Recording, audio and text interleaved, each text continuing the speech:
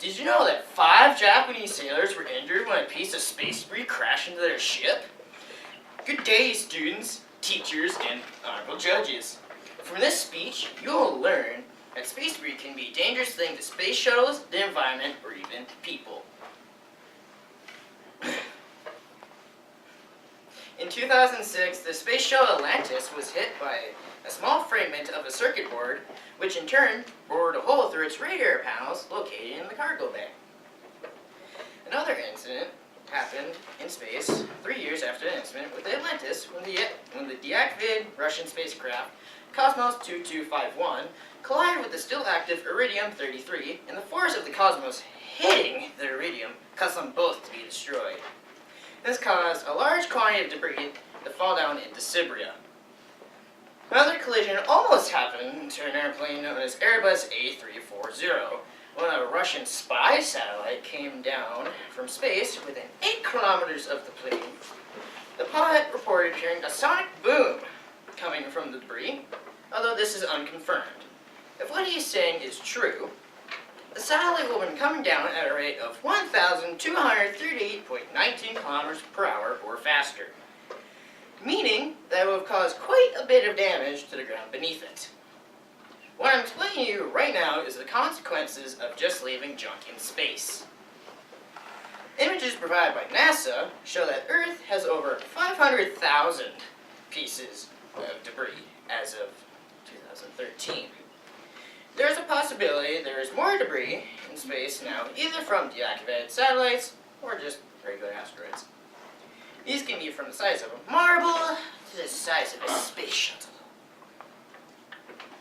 However, most countries just give up on bringing back failed deactivated satellites. And with this neglectance to their satellites, they're allowing this junk to fall anywhere at any time. With all this space junk, it may well starting to look like the Earth from space from the Pixar movie WALL-E.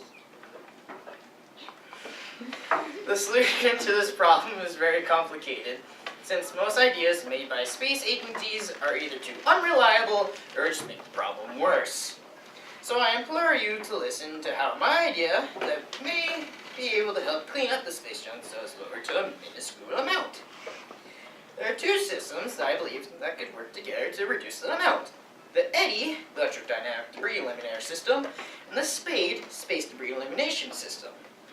The EDI would work like a community service worker picking up garbage on the side of the highway by using a tether to capture large space debris, since small pieces are too hard to catch and store inside of a net, which is as big as a house. The SPADE would work like a leaf blower, but bigger.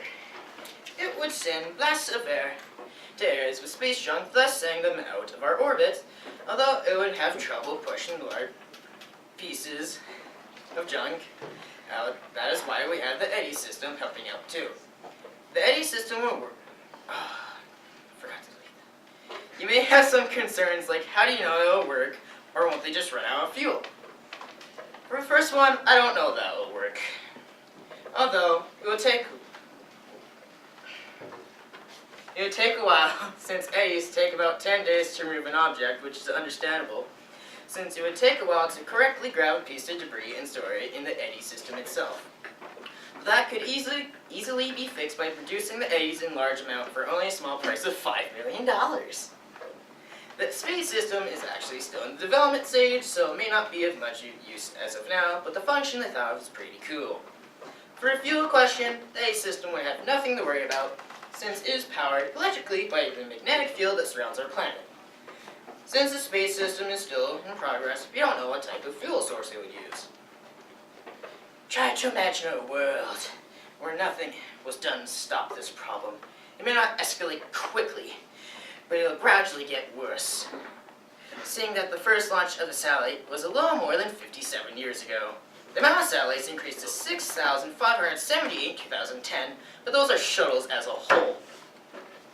After their ascent, they discard their rockets, leaving them behind. There's also dead satellites that just lay there along with regular asteroids. Think of all these things just increasing in number in space.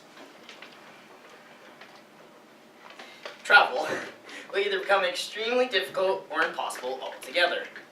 We might not even be able to see Sol or Luna if the satellites, both natural and artificial, keep being stuck in our atmosphere. If the sun is hidden away by our neglect to clean up our messes, all the plants on Earth will die, which will start a chain reaction of extinction of animals, including us. Almost everything depends on the sun's energy or the food that plants would provide. To sum up, we have brought around the apocalypse that we humans are trying oh so well to avoid. Now, I'm pretty sure none of you can persuade the world leaders unless you carry some heavy political power. But if this plan were to be used, our lives would be able to continue on for generations. Try to believe that our world's leaders won't be oblivious to the trouble this would cause, and will try all possible solutions to make sure our species will continue to thrive. I have faith in our governments and do truly believe that our leaders aren't completely shoving this problem to the bottom of the filing cabinet for future notice. By the time I read this speech to you all, I hope I have not been crushed by any space debris. Thank you for your time and patience.